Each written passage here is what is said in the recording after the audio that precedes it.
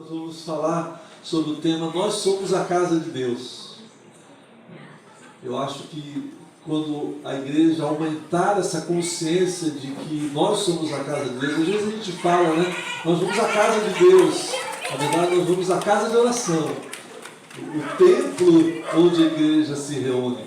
Porque, biblicamente, há um entendimento de que nós somos a casa de Deus. E eu estava agora há pouco pensando nisso, e veio ao meu pensamento algo que eu não tinha notado, que é o seguinte: a partir do momento em que formos mais casa de Deus, quando cada um de nós formos mais a casa de Deus, as pessoas nem precisarão ir à casa de oração, porque elas se encontrarão com Deus em nós. Esse é um grande desafio. Sermos o tabernáculo que se movia no deserto. Eu acredito que o Senhor usou todas as experiências do povo de Israel no Antigo Testamento como figuras do que iria ser definitivo. E tem um texto que fala que todos os elementos do tabernáculo eram sombras do que seria perfeito no futuro na obra redentora de Jesus, na obra de salvação das nossas vidas em Jesus. Então eu creio que essa movimentação do tabernáculo, que poderia ser chamada de casa de Deus no tempo do Antigo Israel, era também uma figura do que deveria ser a igreja hoje, do que deveria ser cada um de nós, a casa de Deus que se move, a casa de Deus que está em todos os lugares, não somente no templo, lá onde a igreja presbiteriana se reúne, onde a igreja batista, a Assembleia de Deus se reúne em vários lugares, mas a casa de Deus, ela deve estar em todos os lugares. Como a casa de Deus vai estar em todos os lugares? Quando eu estiver no lugar, eu sou a morada do Altíssimo. Quando você estiver em algum lugar, você é a casa de Deus, e essa casa deve estar de portas abertas para as pessoas entrarem e se encontrarem com o Senhor. Então nós somos a casa de Deus. Quem concorda com isso pode dizer um amém. Amém. Vamos ver na palavra de Deus então algumas verdades sobre esse tema. Hebreus capítulo 3, versículo 5. Hebreus capítulo 3, versículo 5, é o primeiro texto que nós vamos ler.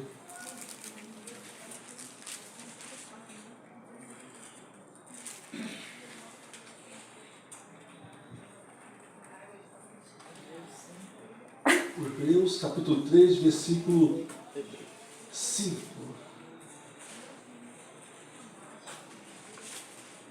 Hebreus 3, 5 diz assim: E Moisés foi fiel em toda a casa de Deus como servo, para testemunho das coisas que haviam de ser anunciadas.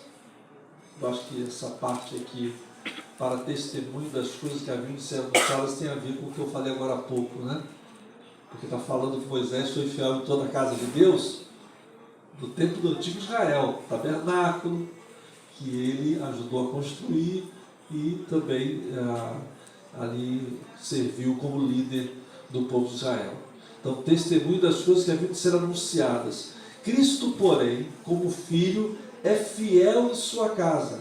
Esta casa somos nós, se guardarmos firme a ousadia e a exultação da esperança. Essa consciência de que nós somos a casa de Deus vai nos levar a fazermos mais trabalhos como este aqui, que já tem algum tempo, né? Já tem alguns anos, né, pastor Robson, esse trabalho aqui.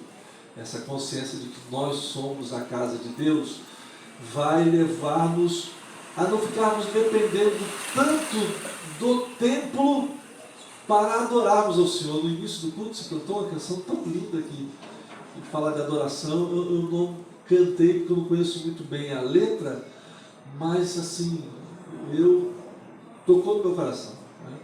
Porque ela nos convida a sermos adoradores, não somente enquanto estiver acontecendo o culto, mas nos convida a sermos adoradores 24 horas por dia, mesmo que a gente não esteja cantando.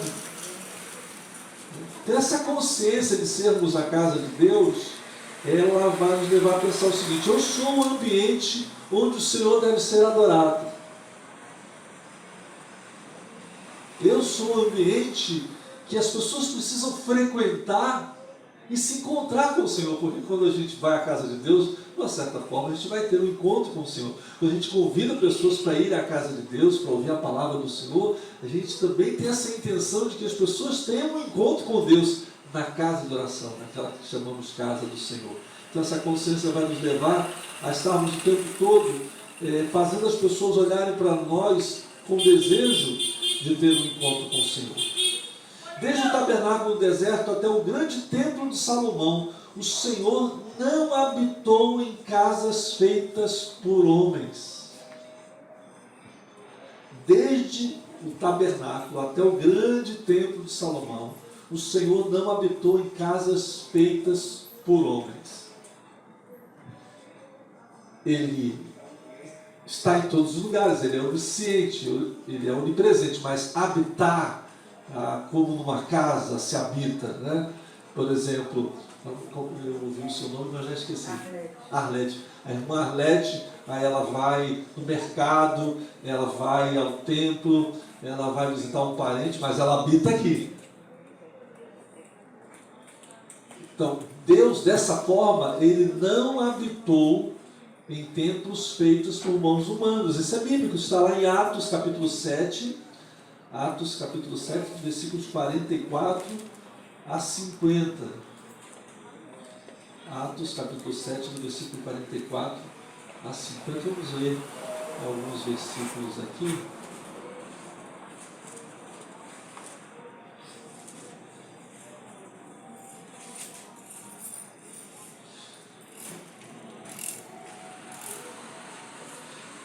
Isso, 47 a 50. Atos 7, 47. Mas foi Salomão quem edificou a casa. Entretanto, o Altíssimo não habita em casas feitas por mãos humanas, como diz o profeta. O céu é o meu trono, e a terra é o estrado dos meus pés. Que casa vocês edificarão para mim, diz o Senhor? Ou qual é o lugar do meu repouso? Então, o versículo 48 deixa bem claro, né? Entretanto, o Altíssimo não habita em casas feitas por mãos humanas. Então, ele não habita lá. Ele não mora lá no templo da igreja. Ele não mora nos templos das igrejas. Ele mora em mim. Ele mora em você. Ele mora em nós. Tem um cântico antigo que acho que era cantado muito pelas crianças e também pelos adultos, mas hoje, se formos cantar, a gente vai se remeter ou a nossa idade de infância espiritual ou a idade mesmo de infância cronológica, quando a gente frequentava, os que tiveram o privilégio de, desde criança, frequentar a igreja, que é aquele que diz: Cristo vive em mim, aleluia, Cristo vive em mim, aleluia, oh, que maravilha é que Cristo vive em mim. Aí depois dizia, né, Cristo vive em ti, é uma verdade, esse cântico é a verdade. Ele se manifesta no templo, ele se manifesta, ele está em todos os lugares, mas habitar, ele habita em nós. O tabernáculo, eu disse agora há pouco, que o templo eram figuras ilustrativas da durabilidade, da pureza e sacrifícios que deveriam ser feitos no culto agradável e racional ao Senhor, como está lá em Romanos capítulo 12, um texto muito conhecido. Vamos ler esse texto de Romanos capítulo 12. Eu tenho falado, não sei se eu falei nas oportunidades que ministrei lá no templo da igreja, que nós pregadores hoje em dia, a gente está citando muitos textos e lendo poucos textos na hora da pregação. Às vezes julgando que todos conhecem, né? Porque sempre tem aquele que conhece e vai falar: por essa parte, pastor, segue o texto, eu já conheço, só cita. Né? E às vezes a gente se deixa levar por esse, ou então pelo relógio, não querendo cansar a congregação, mas tem muitos que não conhecem alguns textos que a gente conhece. Às vezes só em ler o texto de Deus fala ao coração das pessoas algo que não falou ao coração do pregador, que a palavra de Deus ela tem esse poder. Quantas vezes o pregador está ministrando a palavra, o pastor, outra pessoa está ministrando a palavra, ele está falando uma coisa e Deus está falando outra, não que seja contrário ao que ele está falando, mas está se revelando, trazendo uma nova revelação do texto enquanto estamos lendo. Isso é muito lindo, a palavra de Deus é viva, né? Então Romanos capítulo 12 diz: portanto, irmãos, pelas misericórdias de Deus, peço que ofereçam o seu corpo como sacrifício vivo, santo e agradável a Deus. Este é o culto racional de vocês. Deus está falando do nosso corpo como objeto de culto racional e agradável a Deus. O Deus Criador dos céus e da terra vive em mim, como diz 1 Coríntios capítulo 3, versículo 6. Se eu não estou enganado, esse é o texto. Acho que eu botei a referência errada. 16.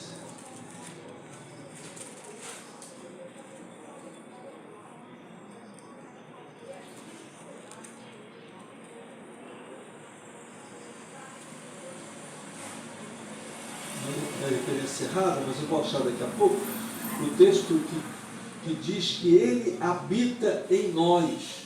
O próprio Deus, o Criador dos céus e da terra, habita em nós. Existem muitos textos, eu com certeza anotei essa referência aqui, me lembrando de um outro texto, dentre tantos que nós conhecemos, que afirmam de uma forma muito direta, explícita, que o Criador dos céus e da terra vive em nós. 6,19.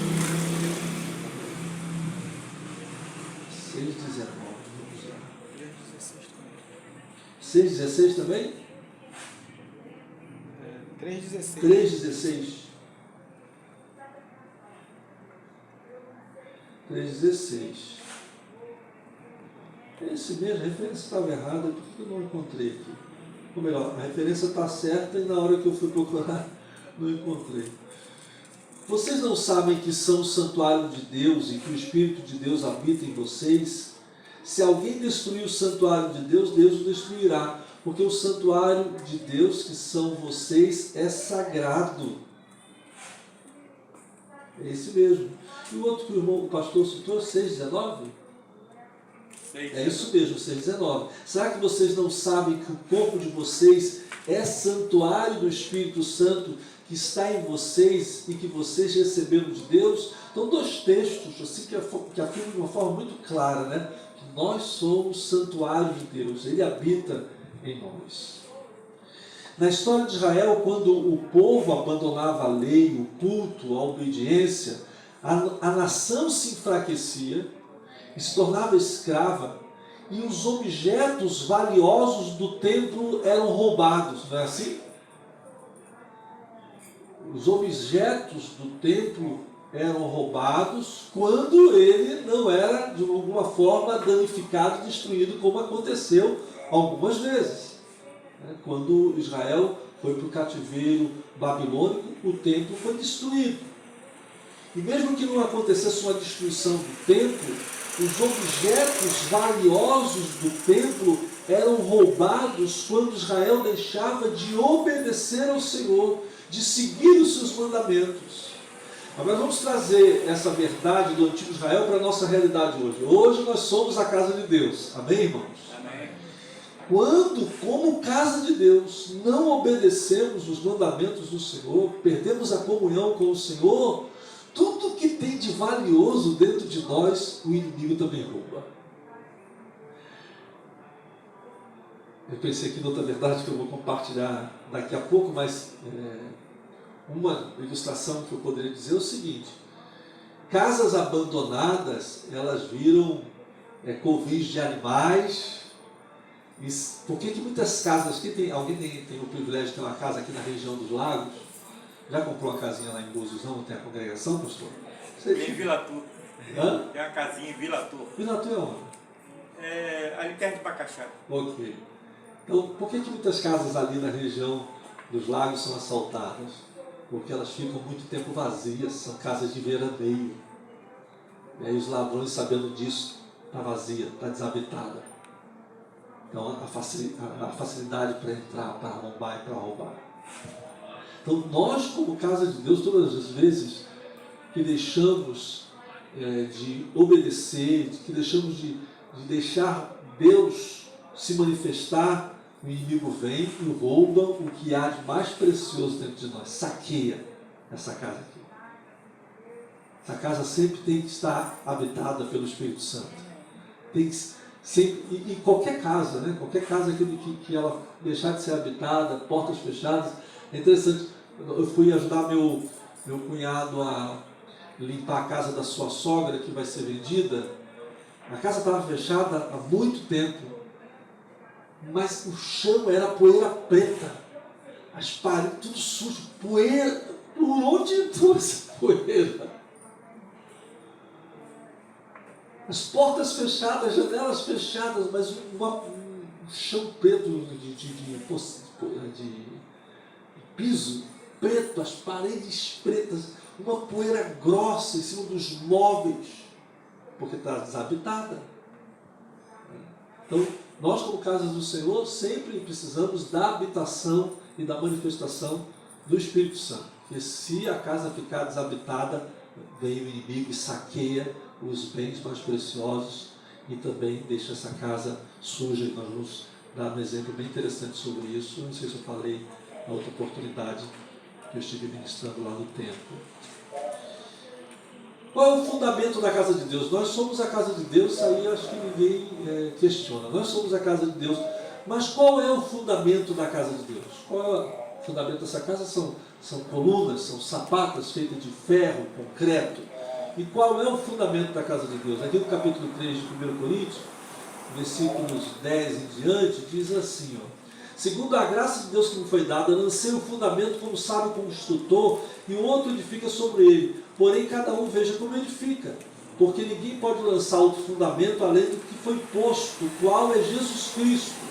E se o que alguém edifica sobre o fundamento é ouro, prata, pedras preciosas, madeira, feno ou palha, a obra de cada um se manifesta, pois o dia o demonstrará, porque será revelada pelo fogo, e o fogo provará qual é a obra de cada um.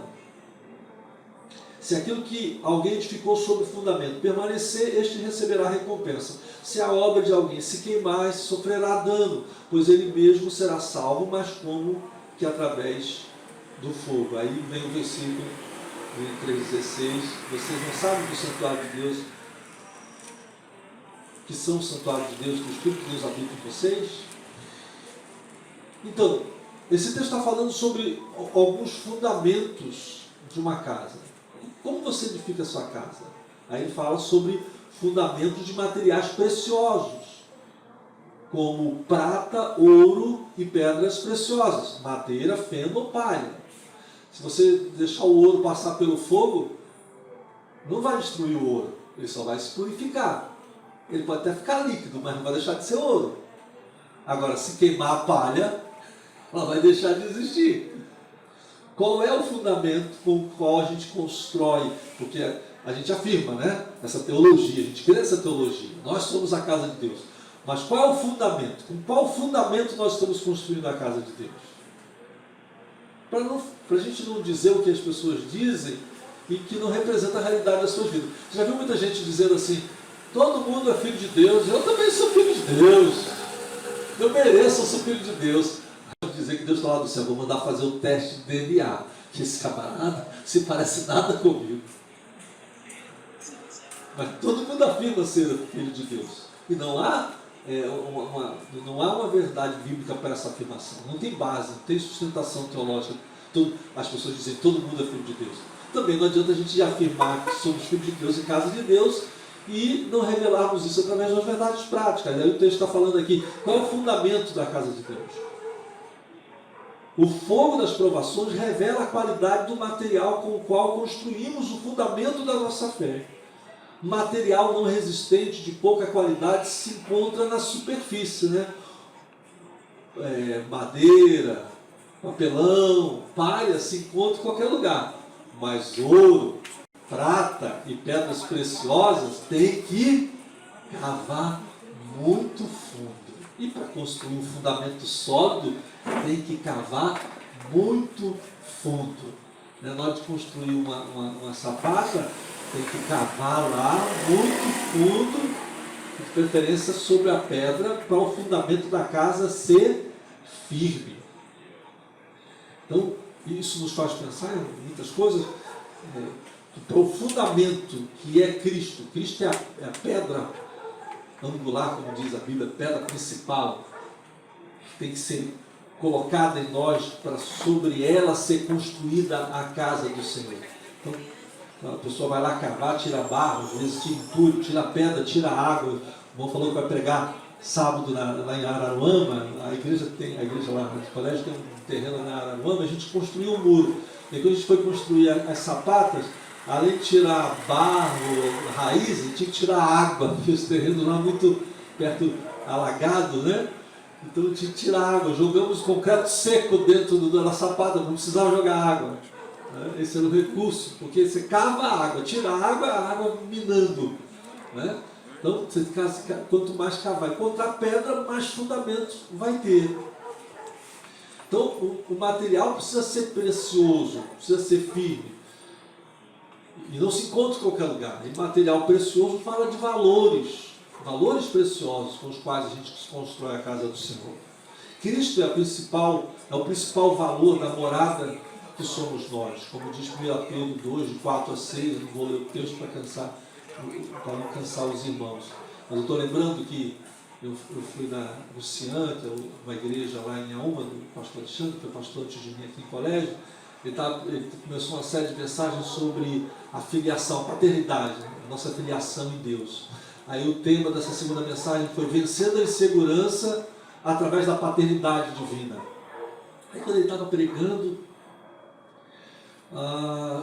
teve um momento que eu lembrei que a palavra pedra em hebraico é a junção da raiz da palavra pai e da palavra filho. Eben. Eben é a palavra em hebraico para pedra. E ela é a junção da raiz da palavra Abba, que é pai, e de Ben, que é filho. Abba é pai em hebraico, Ben é filho. Então, a junção da raiz dessas duas palavras, e o hebraico é muito rico, a língua hebraica é muito rica, toda palavra ela foi construída com base no significado anterior. Né? Então, quando eles constroem uma palavra, peraí, nós queremos que essa palavra seja conhecida na sua essência, pedra. É apenas uma pedra que nos faz tropeçar, com a qual a gente constrói coisas. Não, peraí, o que é pedra? Eles sempre pensam num significado a mais do que o uso comum. Por isso, quando eles constroem a palavra, construíram a palavra pedra, eles pegaram a junção da palavra Abba, que é pai, da palavra Ben, que é filho, Eben. Lembram da palavra Ebenezer? Ebenezer, a gente se lembra daquele texto, até aqui nos ajudou o Senhor, Ebenezer, Josué colocou a pedra lá, Ebenezer, até aqui nos ajudou o Senhor. Então, a palavra Ebenezer é a palavra, no original significa pedra de ajuda. Eben Ozer, pedra de ajuda. Eben é a junção da palavra pai com a palavra filho. Quase que eu subi lá no púlpito para falar com o pastor Alexandre, mandar um bilhete, porque o que Deus falou comigo, trazendo a lembrança, isso aí, ele está falando, vencendo a insegurança através da paternidade de Deus. Pedra fala de segurança, né? Você está afirmado sobre a pedra, você está segura. Então, como que vem espiritualmente essa segurança? Quando há a junção do Abba, pai, com o Ben, filho. Quando essa paternidade, esse relacionamento de pai e filho é perfeito, é pedra. Eu me sinto seguro. Olha como tem a ver com o tema que ele está pregando. Vencendo a insegurança através da paternidade de Deus. Quando essa paternidade é verdadeira, ele fez várias abordagens, entre elas as pessoas têm dificuldade com a paternidade humana, terrena. Por isso, quando vai se relacionar com Deus, também tem dificuldade de se relacionar com Deus como pai, porque se relacionaram muito mal com os seus pais terrenos, que desqualificava, que xingava, que abandonava, todos os maus tratos e tudo mais que pai juiz faz. Então não vai se relacionar com Deus, não consegue ter uma boa relação de filho e pai. Mas essa relação de filho e pai que nos dá a segurança, nos dá a pedra, Eben, Abba e Ben, pedra, segura. Então é essa relação de paternidade que deve ser a solidez do fundamento da casa de Deus que somos nós. Porque senão quando vier o fogo, quando vier a tempestade, a casa se desmorona. Por isso que muitas vezes a gente dá uma balançada, né? Às vezes o telhado rola, a parede da casa tomba, porque às vezes nós não estamos construindo a casa em cima desse fundamento. As Escrituras são o principal fundamento que mantém a casa de pé, como diz Mateus 7, 24 e 27, não seja apenas ouvintes, mas praticantes da palavra de Deus, que é como o homem que constrói sua casa sobre a rocha. Pode vir os fortes ventos, tempestades, porque ela não vai cair. Foi construída sobre o fundamento sólido, Cristo, os valores que ele pregou, os valores que ele viveu, que nós temos que imitar. Isso constrói uma casa sólida que suporta a força dos ventos, das tempestades, da vida. A gente fica dá uma balançada, mas fica firme. Então, o principal fundamento da casa de Deus somos nós, que mantém ela de pé, é a palavra do Senhor. Eu falei lá no templo da igreja, já algo muito interessante que o nosso guia do Egito, ano passado, falou. Nós fomos a Israel em novembro do ano passado, e foi a 8ª vez que eu fui. Eu gosto desse roteiro do Êxodo, né? Egito e Israel. Ir a Israel pelo Egito é muito interessante, porque a gente faz o roteiro do Êxodo, a escravidão, o local onde o povo de Israel viveu escravizado. Depois a gente atravessa o deserto, passa pelo Sinai e entra em Israel. Então entrar em Israel, passando pelo Egito, é muito mais tremendo, é muito mais impactante a entrada. Mas esse ano eu ouvi a coisa mais impactante que eu poderia ouvir no Egito, e nunca imaginei que eu ia ouvir, do nosso guia. Eu tenho até esse gravado, depois posso mostrar para os irmãos, está aí um videozinho no celular. Ele falou que lá no Egito, muitos estão deixando a igreja tradicional e indo para a igreja evangélica. Perceberam que eu falei evangélica ao invés de evangélica? É porque essa foi a forma que o guia, falando meio de portunhol, né? Os guias lá, no mínimo eles vão falar um portunhol para ser o guia de um grupo brasileiro. Aí depois eu mostro esse vídeo para vocês, aqui muitos estão saindo da igreja tradicional. Aí ele usa essa expressão assim, ele faz assim com o dedo, não sei porquê, mas ele marcou, ele falando, muitos estão saindo da igreja tradicional para a igreja evangélica. Sabe por quê? Por causa do ensino da palavra de Deus no guia muçulmano, no Cairo, falou isso.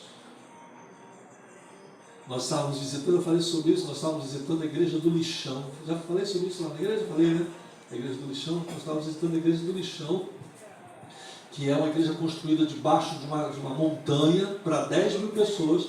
Ele falou, aqui era a igreja copta, que era a igreja cristã, ortodoxa grega, que se reunia. É parecida com a igreja católica romana, mas agora quem se reúne aqui é a igreja evangélica. E eu não perguntei para ele se aluga lá o espaço, se comprou o espaço. Tem uma história linda essa igreja de São Simão, construída por uma comunidade de catadores de lixo do Cairo. Construiu tipo uma favela. Então você vai entrando na favela, você sai lá no pé da montanha e tem um templo para 10 mil pessoas. É a igreja evangélica que está saindo lá. Ele disse, muitos estão saindo da igreja tradicional para a igreja evangélica. Ele usou esses termos, tenho aqui o vídeo, por causa do ensino da palavra de Deus.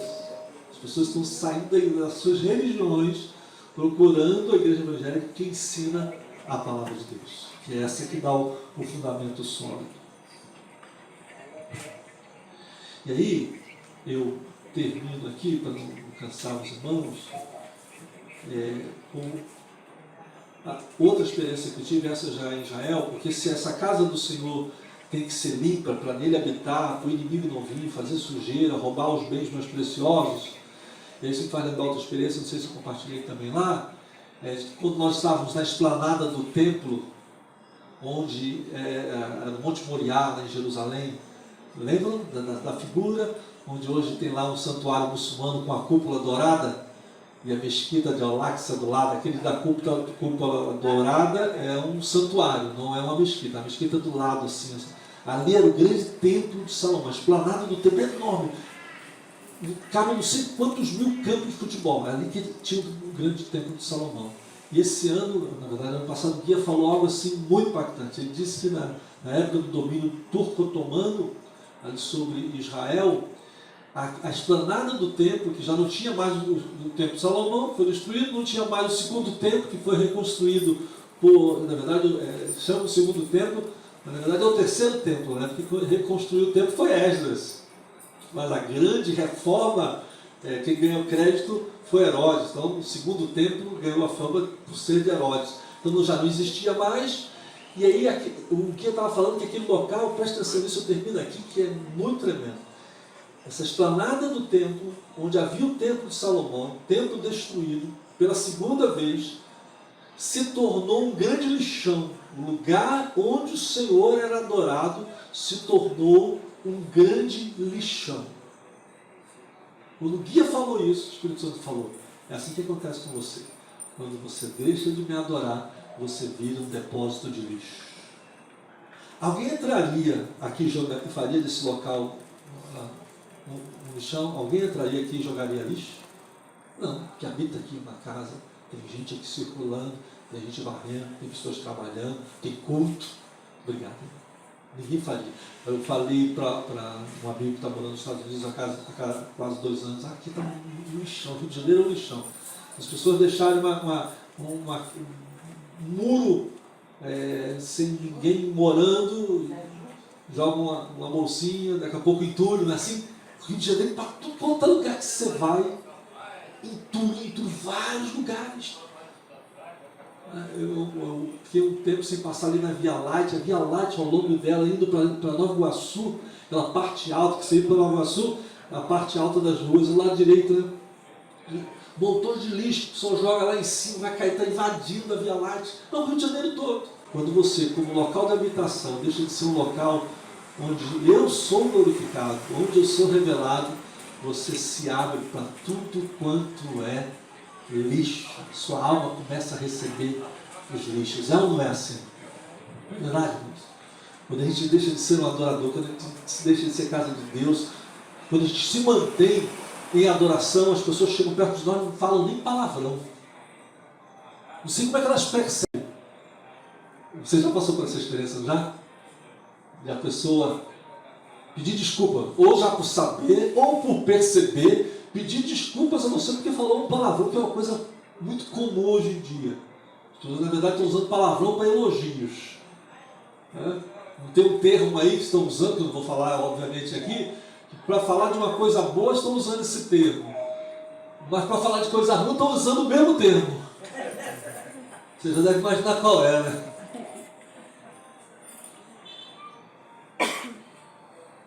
Eu estou falando isso porque eu vi um adesivo no carro. Na vida tem dia que esse termo também está sendo usado hoje, se referindo a coisas boas. Por isso Mas quando você é um templo, a casa de Deus, as pessoas, geralmente as pessoas respeitam a casa de Deus, né? Antigamente os ladrões nem entravam na casa de Deus. Hoje está mudando um pouco. Acho que até por causa daqueles que habitam lá, que adoram lá, que não dão tanto respeito como se dava antigamente, talvez. Né? Mas quando a gente é casa de Deus mesmo, as pessoas chegam e veem a manifestação de Deus na nossa vida, e elas, não vou jogar lixo aqui não, vou jogar ali, mas aqui não. Aqui é a casa de Deus. Elas nem palavrão querem falar para a gente, se falam, pedem desculpa. Agora, o que aquele guia falou de mais impactante foi o que ele disse em seguida. Ele disse que o sultão dessa época queria desfazer aquele lixão na esplanada do templo. Ele pedia para o povo não jogar mais lixo ali, o povo continuava jogando lixo. Ele pedia para o povo limpar e o povo não limpava. Sabe o que ele decidiu fazer? Ele jogou moedas de ouro, espalhou moedas de ouro no lixão. O que aconteceu? As pessoas encontrarem o ouro, tiveram que tirar o lixo. Então a nossa preocupação não é tirar o lixo, é achar o ouro. Quem entendeu? Eu vi pessoas que falam assim, eu queria ser firme na fé, eu queria entrar para a igreja e ficar firme, eu não consigo largar alguns pecados, eu tento, mas não consigo, porque está fazendo o esforço errado, está fazendo o esforço de tirar o lixo. O esforço não deve ser de tirar o lixo, o esforço tem que ser de achar o ouro. O esforço deve ser, eu quero a presença de Deus, eu quero ser adorador dele, eu quero ter comunhão com ele, eu quero Éden, essa pedra que me mantém firme, que é a junção, a união de Abba e de bem, de pai e de filho. Eu quero viver essa paternidade, esse é o ouro. Então quando o nosso esforço é achar o ouro, o lixo sai naturalmente. essa estratégia desse sultão foi muito tremenda, né? Você imagina? Tem ouro lá, tem moeda de ouro lá no chão.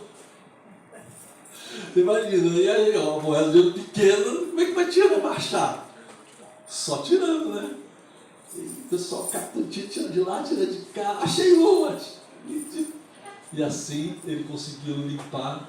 Ele não deu mais detalhes da história, não sei o que ele fez depois para manter limpo aquele local, se ele secou, se continuava jogando lixo, mas só sei que dessa primeira vez a esplanada do templo deixou de ser um lixão porque encontraram o ouro. Talvez existam pessoas que estão ao alcance da nossa voz agora. O Espírito Santo é poderoso para levar a nossa voz a alguém agora, aqui e acolá. Quer tirar os lixos da sua alma? Encontre o ouro. Quer tirar as sujeiras da sua alma? Quer tirar a podridão da sua alma? O mau cheiro que afasta as pessoas da sua vida? Quer limpar a sua vida? Quer fazer da sua vida, da sua casa, da sua família um lugar limpo? E busque o ouro. Seja um garimpeiro da presença de Deus, porque Ele é o ouro mais precioso da nossa vida. Amém, irmãos? Nós somos a casa de Deus e assim devemos nos manter como moradas do Espírito Santo. Que o Senhor nos abençoe. Amém.